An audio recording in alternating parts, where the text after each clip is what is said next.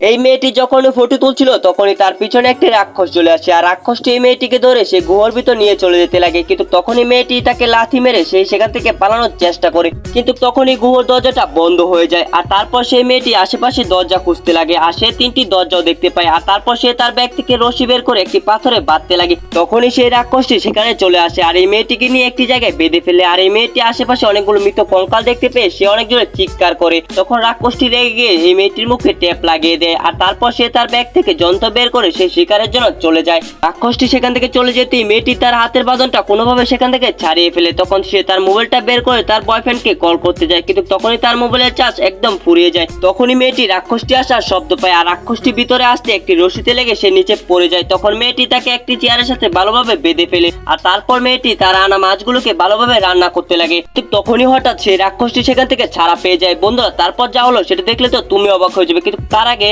তুমিও কি এরকম ম্যাজিক করতে চাও? তাহলে প্রথমে ভিডিওতে একটি লাইক করো, তারপর চ্যানেলটিকে সাবস্ক্রাইব করে ফেলো, তারপর শেয়ার অপশনে গিয়ে লিংকটাকে কপি করো, তাহলে দেখবে এরকম ভাবে ম্যাজিক হয়ে গেছে। তারপর রাক্ষসটি মেয়েটিকে কিছু না করে তার রান্না করা মাছগুলো তারা দুজনে মিলে খেতে লাগে।